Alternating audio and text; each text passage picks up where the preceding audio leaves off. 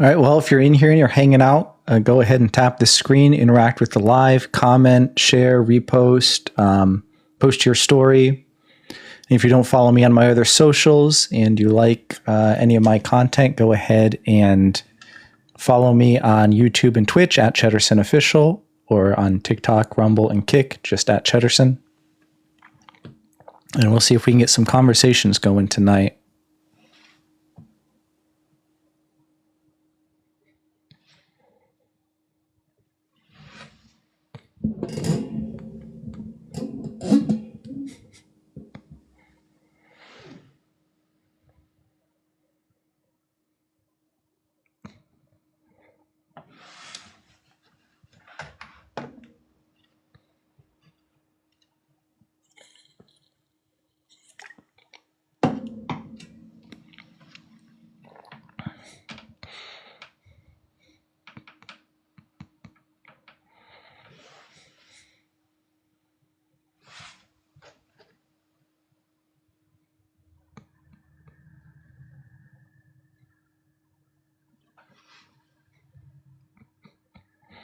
This surgery went incredibly well for anyone who knew that I was getting surgery. As you can see, it's been 1 week since my surgery, and I'm already feeling good enough to sit up and run a little live stream. I don't know how late I'll be feeling good to do that, but I feel really excellent. So I'm happy about that. I'm working on some stuff for some monologue streams. So that should be fun. We're going to talk about the Mushite priesthood in the Hebrew Bible, which is something I've been studying pretty much nonstop for the last couple of months. Well, thank you, Zeno. Yeah, it's incredible how some of these surgeries, the new technology they have, can really make the recovery process super, super easy.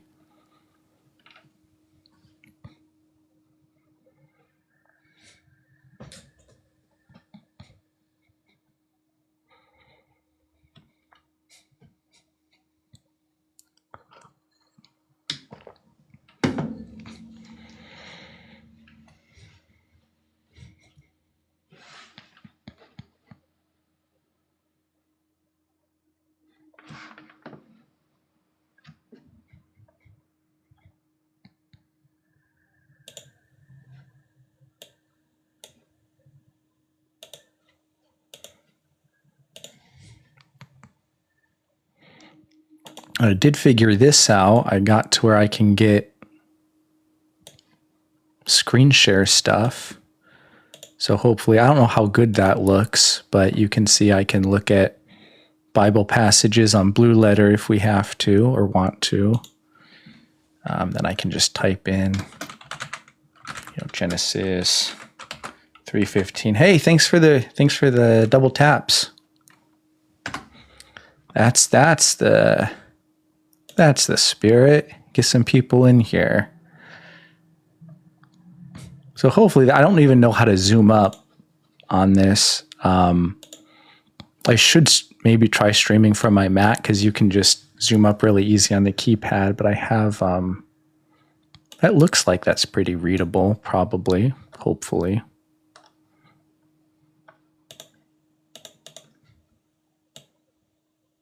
Anyway.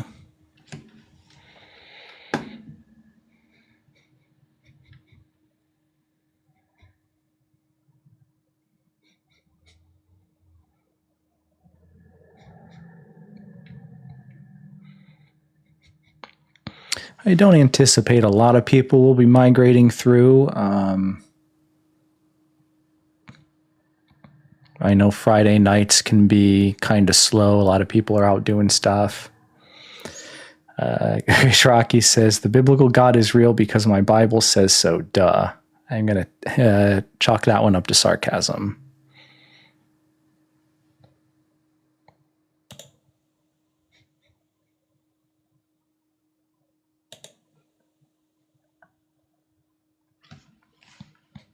Hey, thanks for the follow, Grace Rocky. Appreciate it. Oh, I forgot to put my follow goal up. I wonder if I can do that now.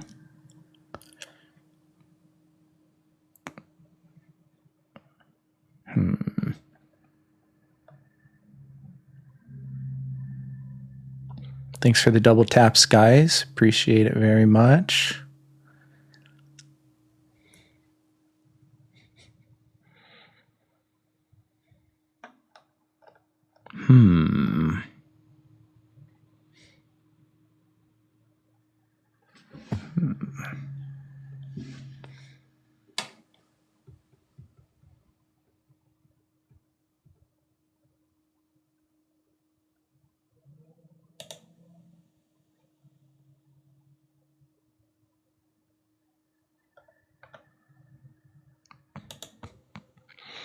Grace Rocky says, rebuilding my account since my last got banned by Salty Theists. Oh, that's too bad. Well, maybe I'll give you a follow. I didn't know that you were doing stuff. That's cool.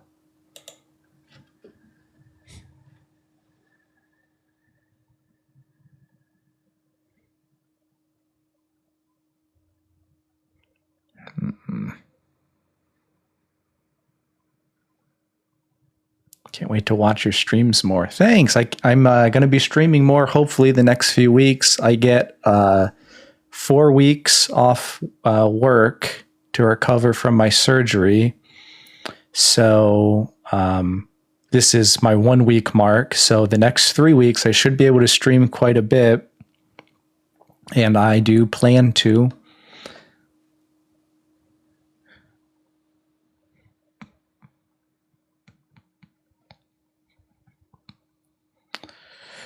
Hey, thanks for the heart me. Yeah, that's right, guys. Just drop your coin and do your heart me for the day. Zeno says, what is your take on the divine warrior theory that Yahweh was based on a tribal warlord? Something I just learned about recently. I don't know if I would accept that Yahweh was based on like a human warlord necessarily. I just don't think that there's great reasons to think that that's the way that a concept of deity in that region at around that time would have come about. It's not impossible, I suppose, because like, you know, humans as deities, like once they pass on to the next life and then they become kind of like deified, you know, that's a real thing. In fact, you might be familiar with the idea if you've, I mean, obviously you're probably somewhat acquainted with some of the literature on this stuff, but you know, there's elements in names called theophorics, right? So like El would be the theophoric for Canaanite El. Yisrael has this. I don't know. Joshua, Yehoshua, right? It has the Yahweh element at the beginning. The name Abraham, Avraham, actually has a theophoric element. It's Av, which means ancestor or father. And so we know that Semites, you know, living in this area had, they certainly had a concept of ancestor veneration. And they, another example would be Ach, like Ahimelech, for example, like my kin or my brother, Ach. You'll see that in names as well.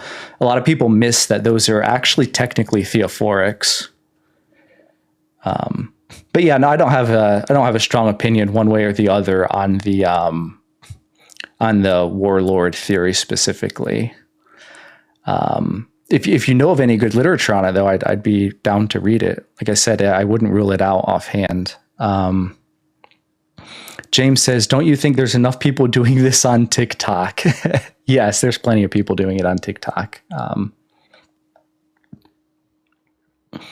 That is true. Although I was doing this, I know Hanji remembers. There's a few people on here who are gonna know. But I used to do this way back before a lot of people were doing it, and I took a hiatus, quite a long hiatus. Talk Hebrew to me. Rabbinic Reasoning says, "Can I join up?" I disagree. Probably, yeah. Let me see.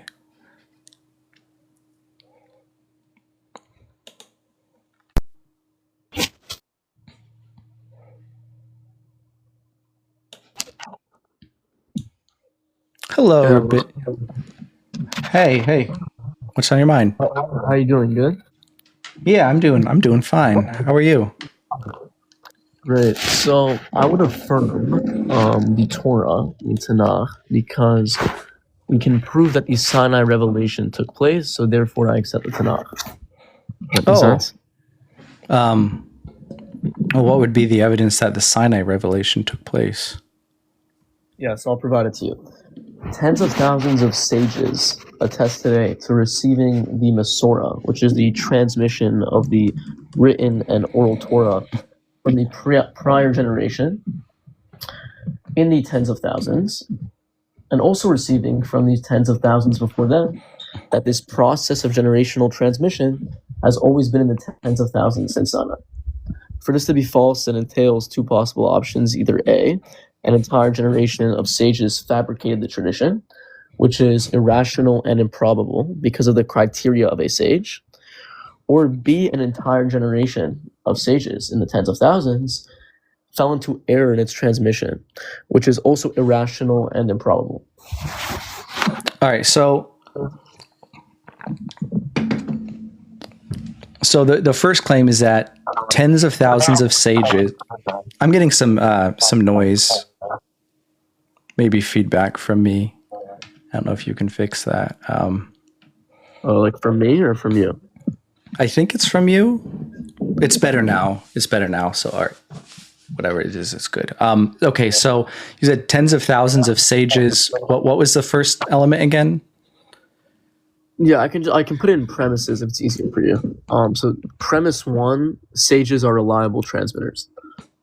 Premise 2, tens of thousands of sages attest to receiving from tens of thousands before them the Torah and the revelation at Sinai, and that this process of generational transmission has always been in the tens of thousands since Sinai. Conclusion: the Torah is reliably transmitted.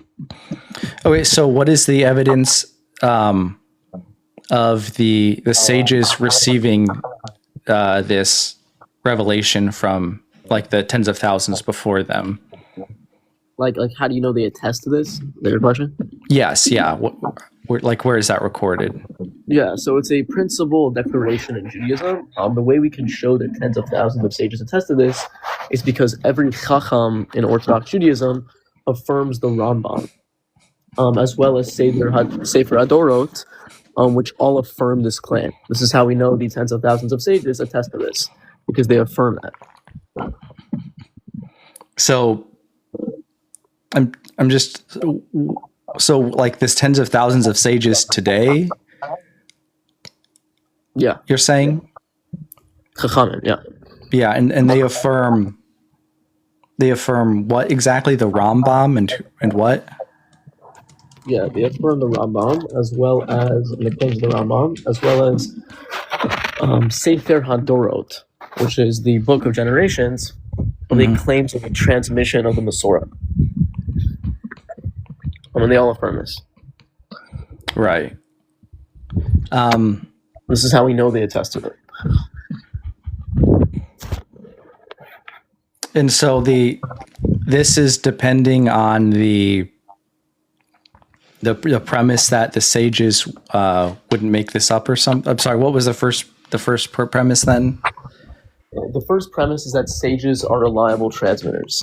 And this is because of their criteria. To be a sage, you have to be observed to have a very high level of intelligence and piety, as well as righteousness, which would make them a reliable transmitter. Okay, so I guess the difficulty for me is going to be that the Sinai revelation is like so far back in the past that it wouldn't be like, I guess I wouldn't take it necessarily to be the case that the sage principles that we have in later Judaism and today would have been operative when this originally, when the event originally would have happened. Does that make sense? Right. So if you're saying that this method of criteria didn't exist back then, what you are entailing is that in one of these generations, tens of thousands of sages either misverified their predecessors through the number of sages or through the fact that they were sages, which is also irrational and improbable. Why is that irrational? Yeah, because it's irrational to assume tens of thousands of sages would misverify their predecessors. And it's very easy to explain this. right? When we talk about reliable transmitters, if you have even one, there's a good chance they're reliable. So the numbers of the people in the tens of thousands decreases the probability of misverifying their predecessors, as well as the fact that they have a high criteria of being a reliable transmitter. So we would affirm their testimony. Yeah, I don't think I would accept that. So what's your criteria for a reliable transmitter? Okay, so I just want to hear your opinion on this. For a reliable transmitter? Yeah, what is your criteria? I guess just for clarification, do you mean what would make a transmitter of a tradition themselves reliable, or like what would be evidence to me that a given transmitter is reliable? Like why would you believe someone's testimony, right? Like what is your criteria for reliability in transmission? Meaning if someone tells you something, why would you believe them? Based on what criteria, right? Yeah, so I guess it would just be probably something to do with how likely it would be in general that the claim that they're making is to be true, which is going to be a problem for the Torah, because I don't think it's likely to be true just on the face of it. Another thing is going to be like if it's a person that I'm acquainted with, they say something that's maybe a little bit less likely to be true, like just, like a priori or whatever, I would, if there's somebody that has a record of saying true things, then, I suppose that would increase the likelihood I would believe something that they said. Right. So like if you observe, like, for example, I'm going to assume you trust your mom, right? I'm going to assume that. Yeah. So you trust your mom, right? Because you observed her to take care of you, to have certain qualities of being a good person, of having some degree of piety, a level of intelligence, which is why you would accept her testimony, right? So when we're dealing with reliable transmitters, we have a certain criteria. The criteria for a sage is very high. And because we can prove tens of thousands of sages, every generation attested this back until Sinai, there is no reason to assume that they either fabricated it or misverified their predecessors, because both of these assumptions is irrational and improbable. So why can we assume that? Yeah, I'm still not saying why that would be irrational to think, because I mean, so like at some point, right, at some place in history, we may have thousands of sages who are saying that, verifying the tradition or whatever, but we have so much history where we don't know anything about the people directly who are transmitting the text. Well, we know from the national testimony, right? So I would ask you, if this is the case, which generation in the tens of thousands either A, misverified their predecessors or fabricated it? Because it has to be one of these generations. So which one did? I mean, it seems like there would be a lot of possible generations. Right, so we don't go by possibility, right? We go by probability and evidence. So I agree with you, like it's possible that this event took place, right? Just like it's possible that we're all in a big giant brain right now and that the universe is like some code, right? But we don't go by possibility, we go where the evidence goes. And because the probability is so low and so irrational to assume that tens of thousands of sages would do something like this, there's no reason to accept this. This would be an irrational take. This is why we would have to affirm their testimony, because of their numbers and their criteria of reliability. Well, I don't know, it isn't obvious to me that. So, I mean, look, like the issue is the tradition, right, could be, like not faithfully transmitted to a small group of people, right? And that small group of people could be faithfully transmitting the tradition that they received, unreliable though it was. And then that small group would expand, exponentially through the promoting of the tradition to tens of thousands. I feel like that could happen relatively quickly. So, right. So if you're saying that it was, for example, let's assume 5 people, right? Let's say it wasn't the tens of thousands, started with 5 people, and then transmitted it, right? This would still assume at one point tens of thousands of sages misverified their predecessors, right? Whether it started with 5, 10, 20, 1,000, this still entails that one of these generations misverified them. So again, I would ask you, which generation of tens of thousands of sages misverified their predecessors' numbers? Well, I mean, wouldn't it? I mean, well, I guess maybe I'm not really clear on what you mean by misverified. Meaning that they would look at the previous generation, and they would observe them in a certain number. However, they would make a mistake. They would fall into error, thinking that they were in the tens of thousands when rather they were much lower or less. And this would not fit with the claim, right? Because their claim is that they're receiving from the previous generation the tradition as well as them being in the tens of thousands. So if this is not true, they have to misverify their predecessors. Yeah. I mean, I guess that just doesn't seem incredibly unlikely to me that tradition could come about.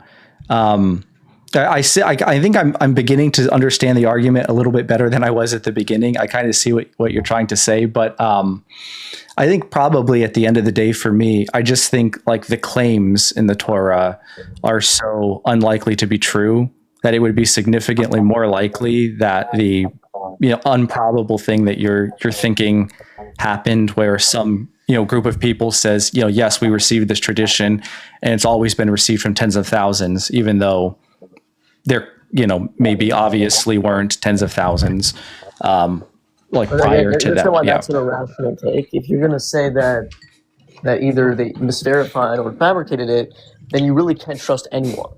Because if tens of thousands of sages fabricated a tradition or misverified their predecessors, how much more so anyone in your life you can now not trust. You can't trust your mother.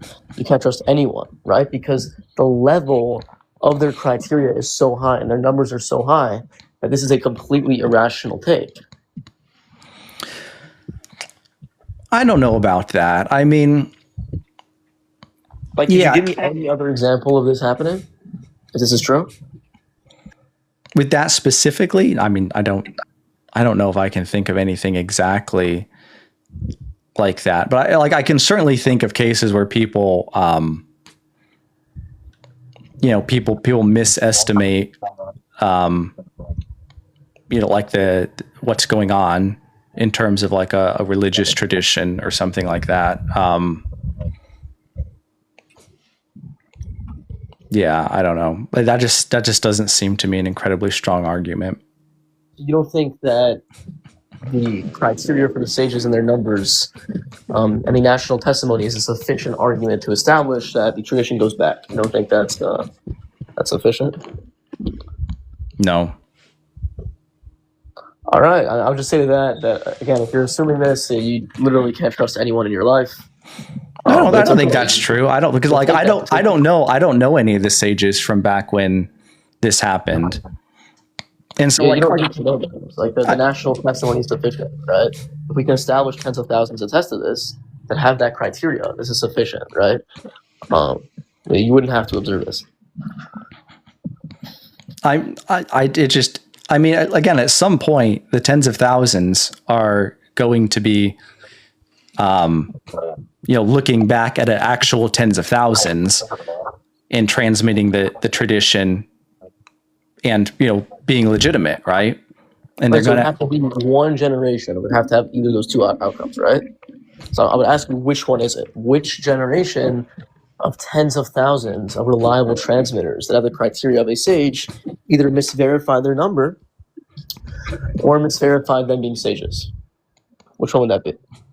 I don't think that's relevant to me, because look, the sages are making a claim that I think is highly unlikely to be true just on the face of it.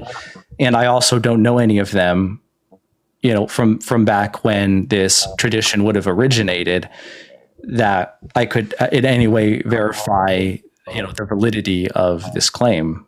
Well, they attest to it because we have it now, right? Because it would entail, if this is not true, that again, tens of thousands of people misverify their predecessors, right? And I'll give you an example like this, right? If your mom went and told you she saw a UFO, would you believe her? Probably not, right? I'm assuming you won't. If my mom said she saw a UFO?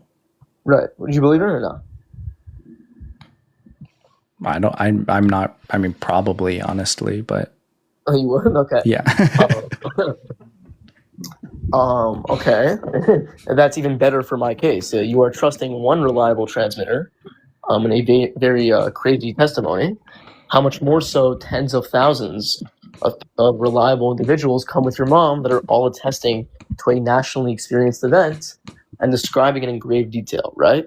You would have to accept it because of how strong the testimony is, right? There's to a point where we say, because the testimony is so strong, we have to accept it. Oh, Because of the infallibility.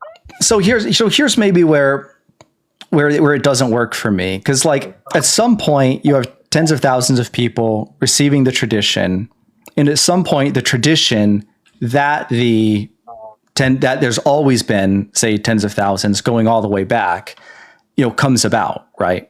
And whenever that tradition came about, presumably there was already tens of thousands of people passing on the tradition, right?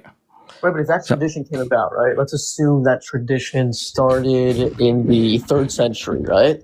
Sure. Well, what you're still entailing, even if you say this, is again that tens of thousands of sages misverify their predecessors.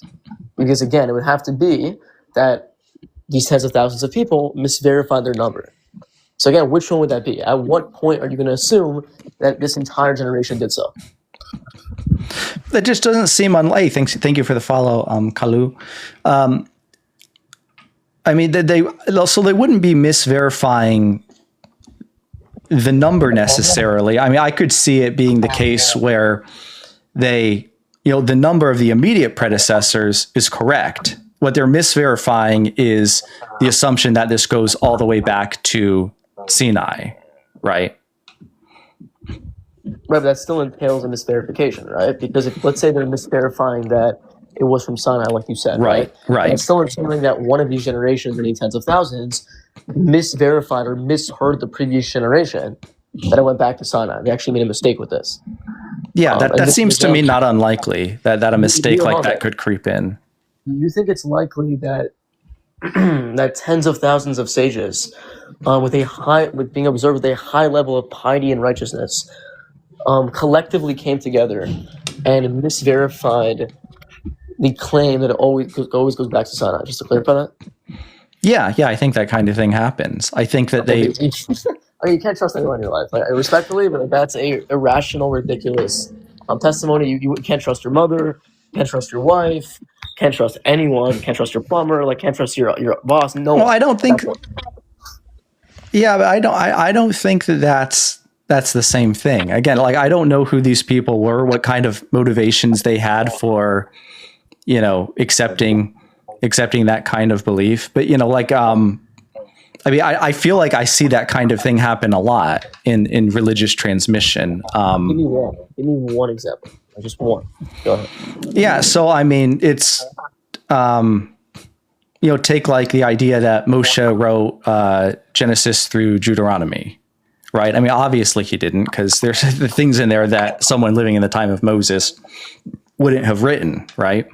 But somehow... So even if we're not like, say this for a second, you're saying it's obvious, right? Well, we would say the national testimony is sufficient evidence to show that it goes all the way back to Moses, and then he did write it, right? Again, I'll give you an example, right? Yeah. We usually trust academia. You could agree, right? Mm-hmm. Because academia has a certain degree in a specific field. They have reached a level of where their study is usually correct and usually falls into the truth, right? However, Right. Let's say you had a stomach ache and both of your friends had a stomach ache, you and your friend, and you guys both took a pill, right? Your friend first took the pill and he died, right? You're not going to take the pill because obviously academia erred. So because the evidence is so strong that the Torah goes back to Sinai, we have to say that academia erred and their assertion that this was actually written by multiple authors, right? Because it still entails an irrational assumption and an improbable assumption. Yeah, I think that traditions develop, and people come up with ideas, and the ideas catch on. It makes sense to people, and at some point, it spreads through the community, and then it's believed and understood to be true. But I you understand don't what think you're saying by saying that, I right? don't think that that is unlikely, or Okay, so yeah. respectfully, if you don't think that's unlikely, then you literally can't trust anyone in your life, because it's much more likely your mother fabricates what she told you, or misverified an event, or your boss, or your wife, or your kids, or anyone you know in your life, than tens of thousands of observed reliable sages. This is much more probable. So at that point, you literally can't trust anyone. I guess, I mean, I'm looking at all the things these sages are saying, and I'm not sure I would qualify them as observed reliable. Right, so we would say we know they occurred because of the national testimony. Right, this is with anything. This is why the example I gave you is with the alien spaceship. Although you said you did trust your mother, I assumed you were going to say that you wouldn't, right? Because it's such a drastic claim. The point is that if your mother came with 10,000 people, all attesting to receiving and witnessing the event in a national level, in grave detail describing the events, you would have to accept it because national testimony is so strong, right? Everything we get in life is based on observation, right? And making an assumption. This is literally with anything in life. So the point is, if the evidence is so strong, which it is, then we have to accept that assumption. I don't think that's strong evidence. I'm sorry. I think that traditions can develop, and people can pass them on. They'll believe them for bad reasons. They'll pass them on faithfully, perhaps. But I don't think that has anything to do with whether or not I can trust anyone or anything. I've seen in real time a story change, and lots of people accept it.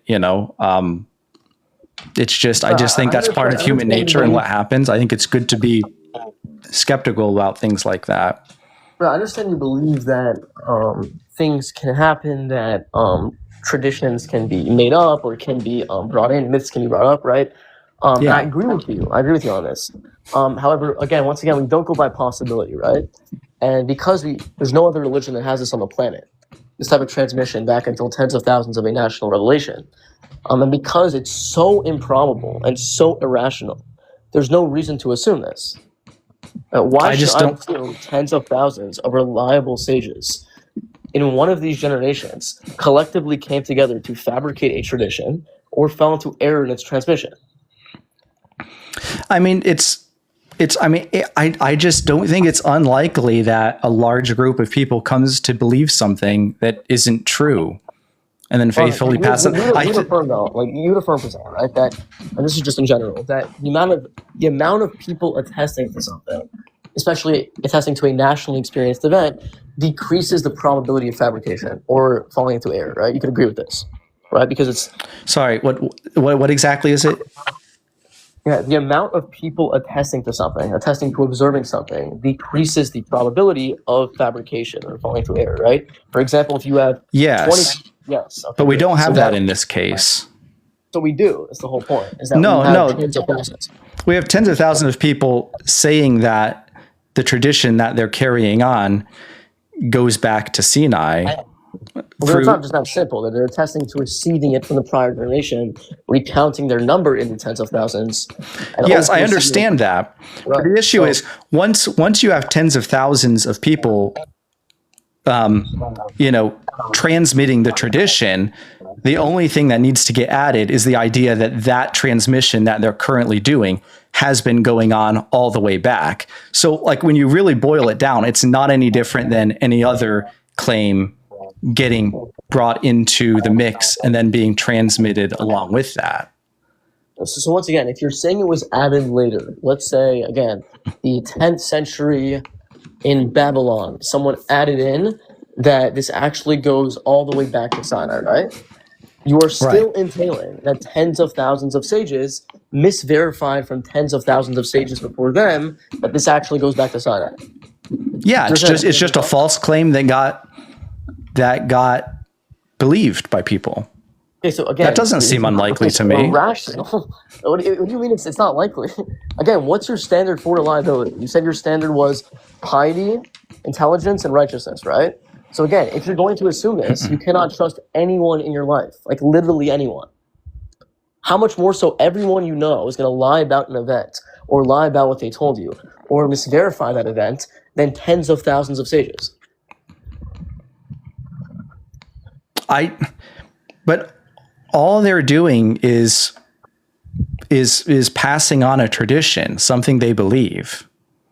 The idea, I mean, the issue with this is the idea that the tradition has been passed on from sage to sage, in that this transmission has been going on all the way back to Sinai, that getting put into their system of beliefs is no more unlikely than any other bad idea or untrue idea getting put into their belief system.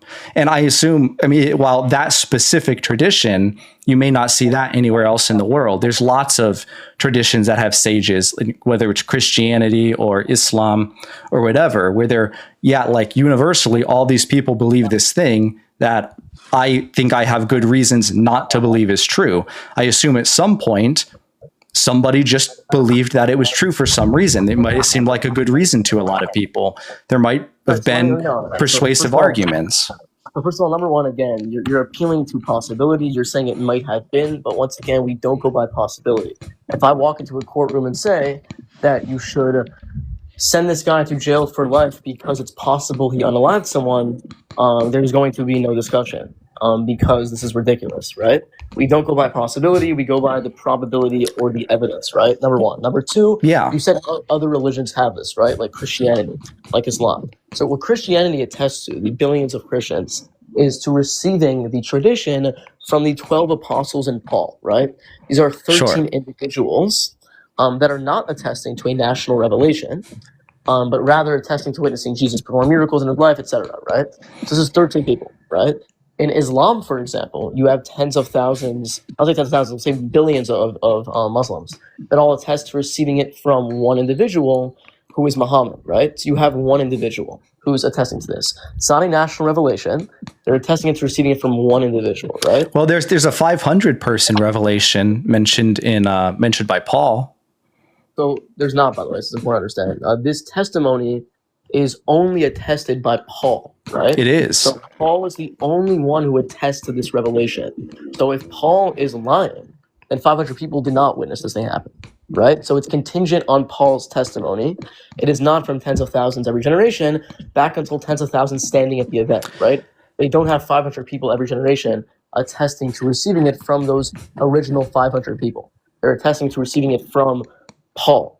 But the point is you have a large group of people claiming that they witnessed Christ, and we have. How is that a large group of people? How is that a large group of people? Sorry, 500.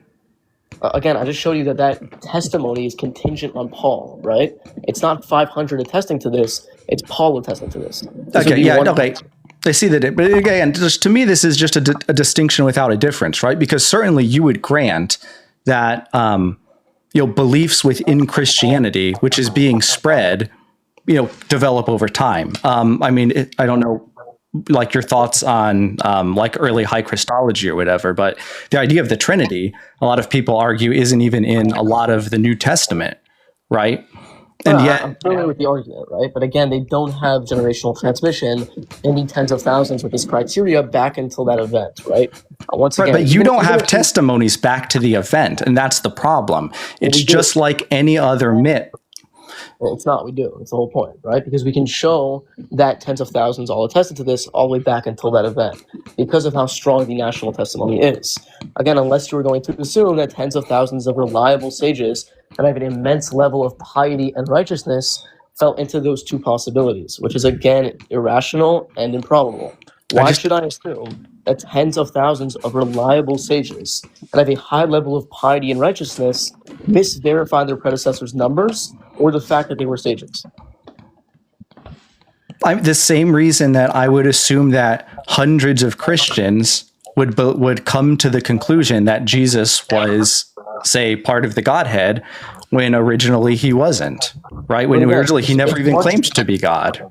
But again, it's much more likely that 13 individuals fabricated the tradition or fell into error than tens of thousands of reliable sages, right? This is very different, right? So again... Yeah, but here's the issue, though, because by the time you get to the Trinity coming into the picture and being accepted by all of these, reliable sages, you have much larger numbers at that time, right? You certainly have hundreds. Again, I agree with this, right? I agree with you later on. For example, you have hundreds of sages in Christianity, right? Again, but these hundreds of sages are not attesting to receiving it from hundreds that stood at Jesus in a national revelation. Rather, they're attesting to receiving this from 13 people. Again, and the 500 people is from one person, right? So it's much more likely these people lied or fabricated it or fell into error than tens of thousands of reliable sages that are attesting to a national revelation. Remember, Christianity is not a national revelation. It's the count of 13 individuals. In Judaism, it's tens of thousands of sages attesting to nationally experiencing a revelation. This is completely different. Yeah, but they aren't attesting. The testimonies we have aren't to the revelation. They're only to receiving a tradition, the Masorah or whatever, from the previous generation. And at some point, the idea that this tradition of receiving that revelation, that idea that goes all the way back to Sinai, came to be one of their beliefs. Again, I'm going back to this. I'm going in circles with you. If we're going to say that this event came into their belief, it suddenly popped in, right? You are impaling tens of thousands of sages, misverify their predecessors. So I want to clarify if that's the case.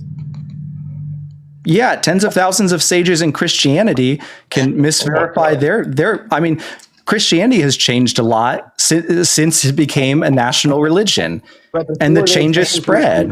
Right, again, they're not attesting to receiving this from tens of thousands in a national revelation, but rather from 13 people and the event from one individual. So again, I don't see how you can compare a transmission from 13 people. But the problem is we know that those 13 people probably didn't believe the things that the hundreds of Christians now are saying was transmitted from back then. Right. So if you are going to argue this, once again, you can argue this textually, etc. But again, this is incomparable to tens of thousands of sages generationally transmitting the Torah, right? And the events that took place. It's not even the same ballpark. Right? Yeah, I mean, basically, what your argument amounts to is nothing that these sages say can be wrong because they've been transmitting it faithfully from the previous generation, right? Well, again, not infallible. Nothing's infallible, right? I'm saying it's unlikely. It's extremely unlikely. Like anything they say can be wrong. Really? Well, this is abductive inference, right? You know what that is? A what? Abductive inference. Yeah, like best explanation, I think. Right. We're going by the most plausible outcome. This is what we do with many things, right? When we observe certain things. Yeah. Right. Like, so for example, like if someone knocked on the door at night, right, and you know your mother's coming home that night after a trip, you're going to rationally assume that the one knocking on the door is your mother, rather than like a robber, right? So it's the most plausible outcome. So again, there's no reason for us to assume such an irrational view that these tens of thousands of reliable sages that fit the criteria of a reliable transmitter collectively came together and fabricated a tradition or fell into error, right? This is an irrational assumption. Again, I don't think so. I think if you don't think so, again, you can't trust anyone. You can't trust your doctor. You can't trust That's anyone. Not true. That's not true. Okay, again, let me ask you, what's more likely? Your doctor lies about what medicine you have to take, or the pharmacy lies about what medicine you have to take, or tens of thousands of reliable transmitters. Go ahead. Okay.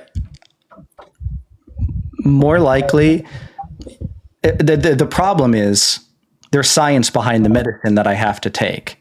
The problem is I know what these so-called reliable transmitters are transmitting.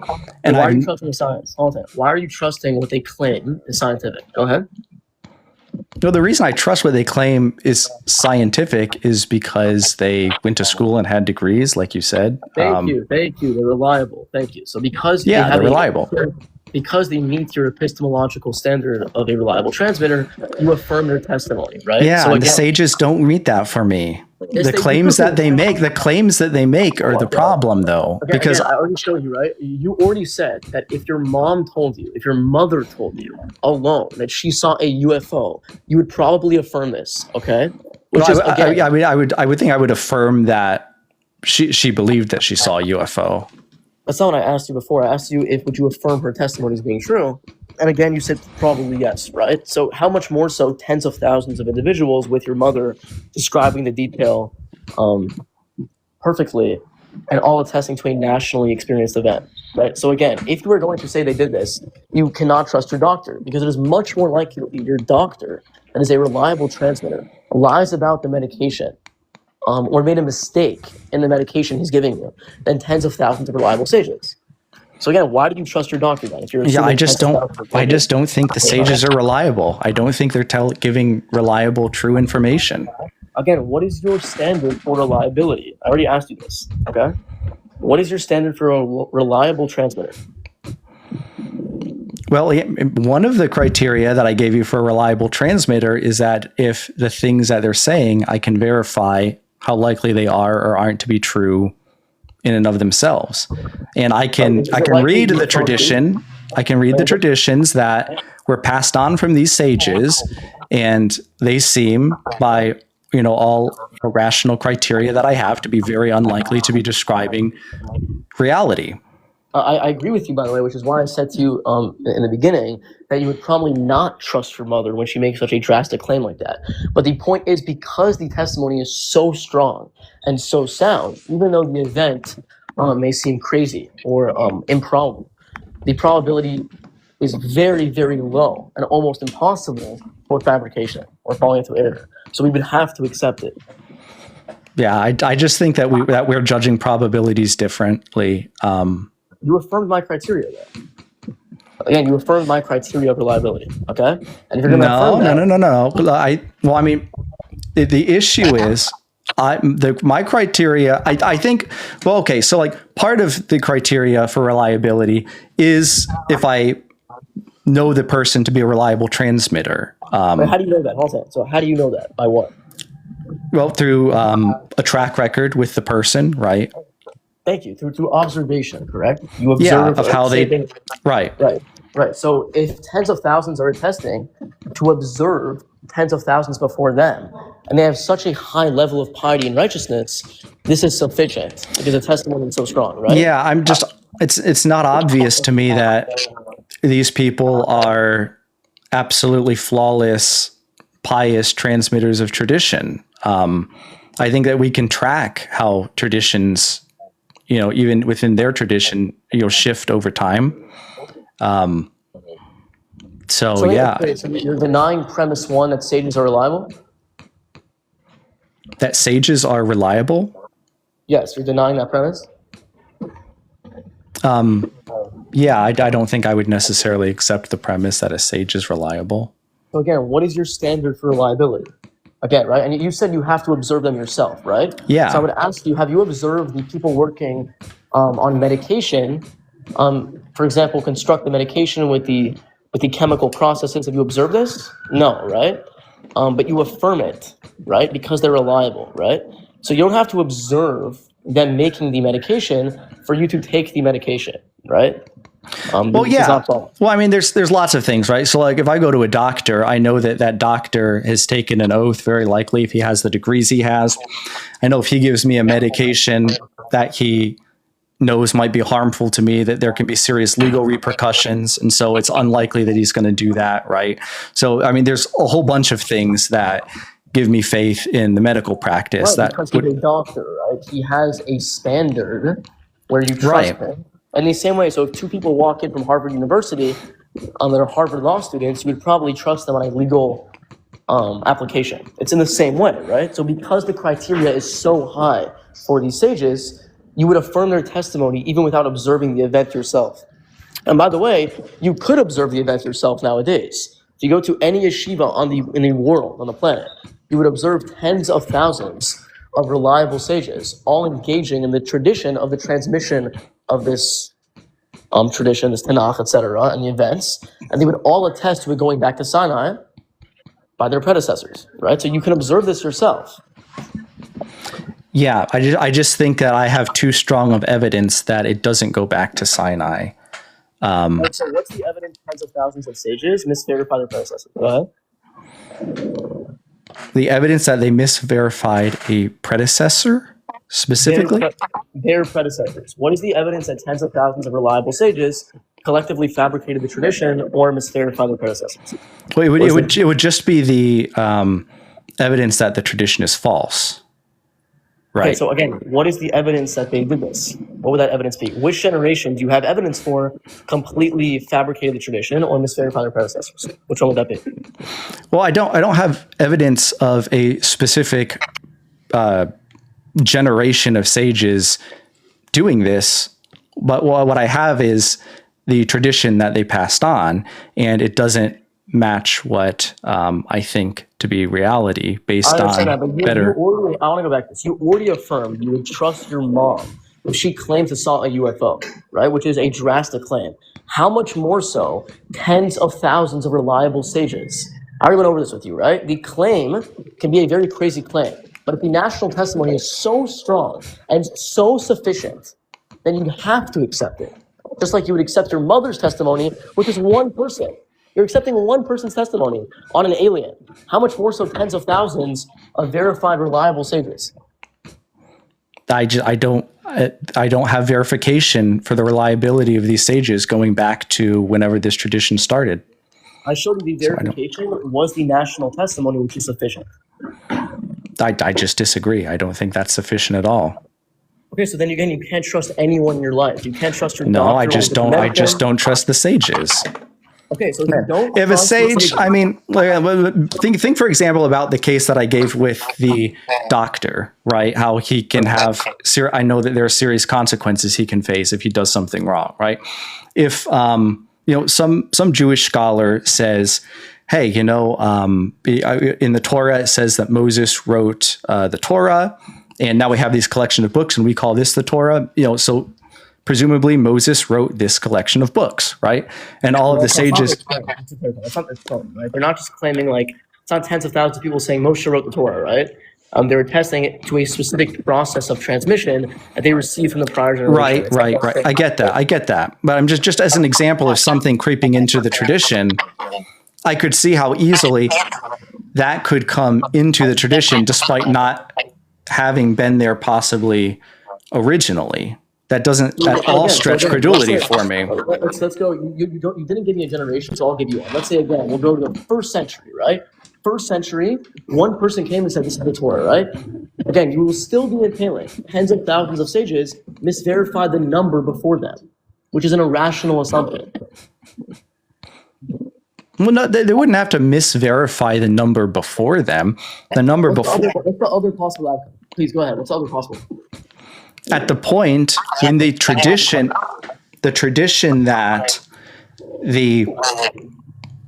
this transmission went from tens of thousands all the way back to Sinai, when that tradition was developed, when somebody had this idea that, hey, this transmission that we've all been doing, all tens of thousands of us, this didn't start sometime, after Sinai. This goes all the way back to Sinai. And all of the sages accepted, yeah, I think that this did go all the way back to Sinai. So you could already have the tens of thousands at that point. Do you think it's likely that one God comes, right, out of tens of thousands of sages and said, actually, you received from tens of thousands before you that this went all the way back to Sinai, when really they didn't? You think that's likely? I think that's plausible. Okay, have a good day. Have a good day. Have a good day. All right. Well, that was a new argument. I'm not too upset with that person. I thought that was an interesting argument. Not persuasive to me, but I do want to think about that more. That was definitely a different one.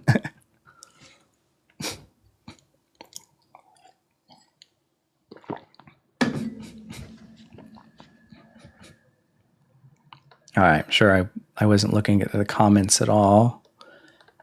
Oh, wow. Lots of comments. Thank you guys for interacting. So cool.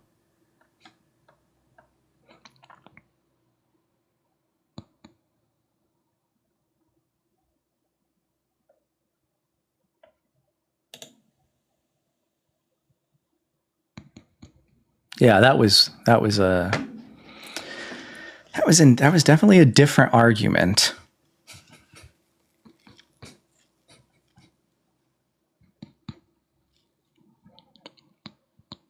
It just seems to me that rabbinic Judaism has developed all kinds of new ideas over the centuries. Yeah.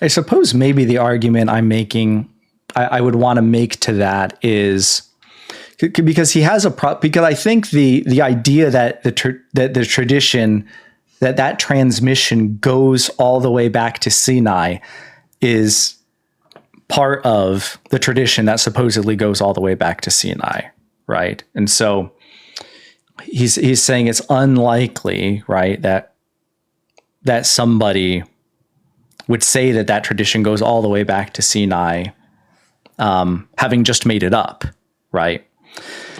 As I'm thinking about it, the big issue with that is it kind of assumes that it all happened at once, right? And it could very well be the case that you have your hundreds or tens of thousands of people, and someone comes up with this idea that the tradition goes all the way back to Sinai, right? And as time goes on, that tradition is something that everybody knows about and everybody is aware of. And at some point, someone says, we've been transmitting this idea that this goes all the way back to Sinai, and that becomes part of the tradition that gets transmitted. And so it seems like subconsciously over a couple of generations that could happen. I think that's probably the workaround for the issue that he was stuck on there. But honestly, given the claims that you find in the Torah, lying would be sufficiently more likely for me. Aaron, it's circular as fuck. Yeah, it's a circular argument. I really do think that if you reduce the argument down to the bare bones, it's really basically just saying if a whole bunch of people are passing on the tradition and saying that it's always been true, then it must actually go back to where they say it goes back to, which is just wild.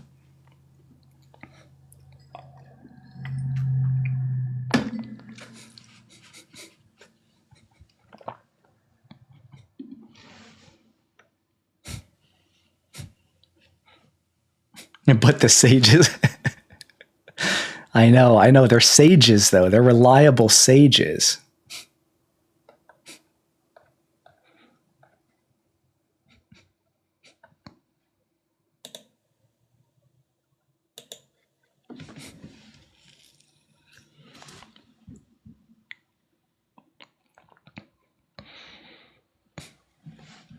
Thank you all for being here. I know it's a Friday night, which a lot of people have stuff to do on Friday nights. I know we have some other creators are out and about doing their streams. So I appreciate you all for hanging out for a little bit. All the double taps, all the shares, reposts. I see all of that. I thank you guys. You have nothing to do today. Me neither. I don't have much to do for the next 3 weeks because I'm recovering from my procedure. I had a hernia repair. So I'm taking it easy.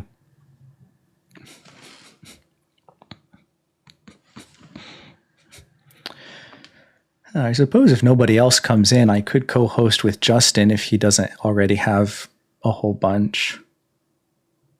The repair.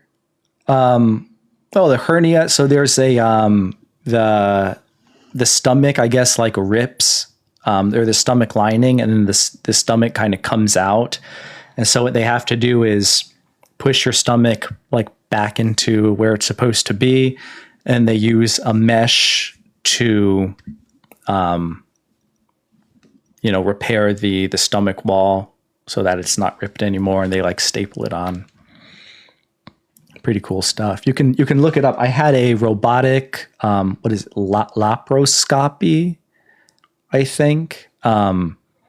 Really cool because they didn't have to like cut you open right there. They actually just went in through like a couple of incisions in the stomach, and then they just like go down with like a camera and then like a little balloon that pumps up your stomach, and then like they go in with the mesh, and it's like robot assisted. You can watch them do it on YouTube. It's pretty cool.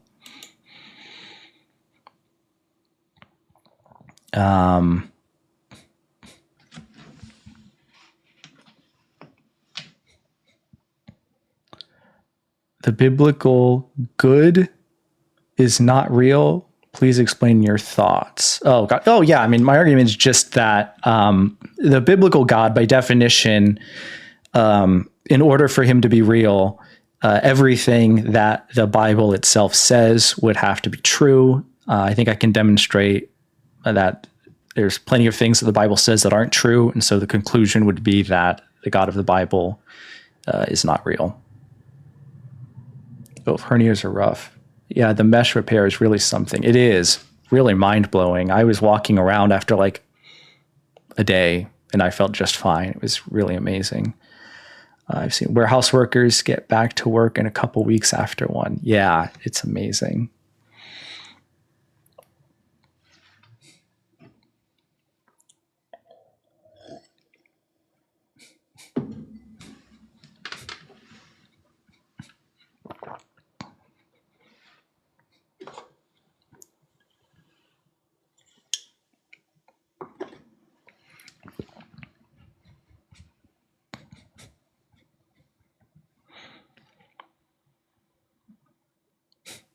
Yeah, the sage argument was a new one for me. That's really interesting. I'll be ready for it next time. Oh, it's usually pretty rare that somebody Jewish comes up to debate on these. Usually the rabbis are on my side.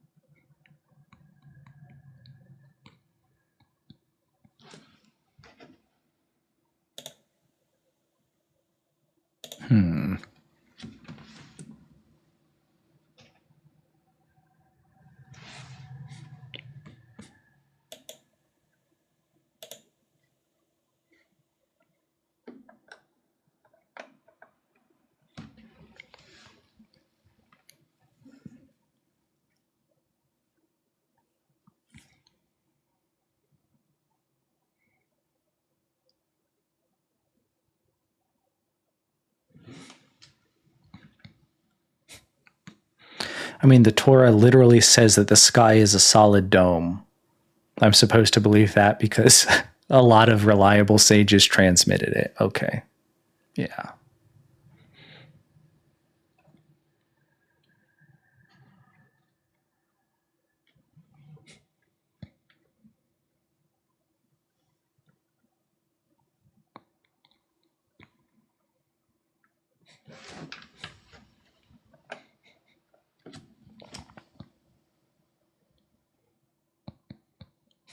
Well, thank you for double tapping the screen. Thank you all for commenting, interacting. Get me a little bit in the algorithm still. Thank you for the gifts, a couple of you who gifted. Again, if you use any of the other social media apps like YouTube or Twitch, I am at Cheddarson Official on YouTube and Twitch.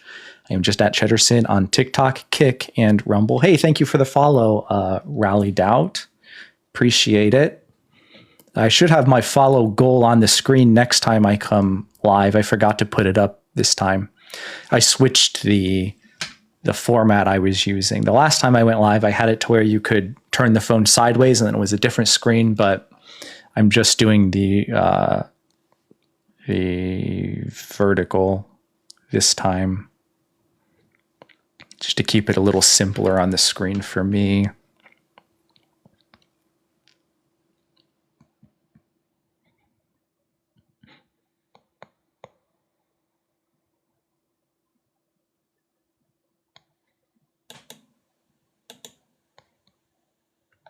Oh, Abomination of Distillation, 70 CE or 135 CE?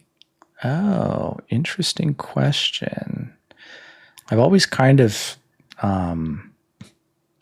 always assumed 70 CE, but I don't get into the New Testament stuff as much.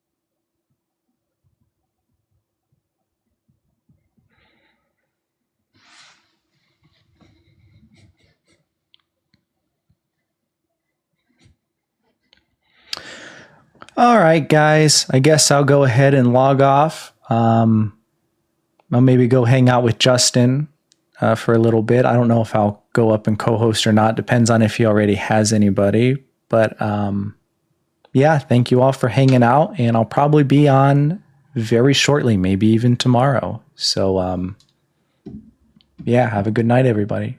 Chet raid? Sure. Yeah. Chet, of course. Chet raid. Yeah. All three of us. Let's go for it.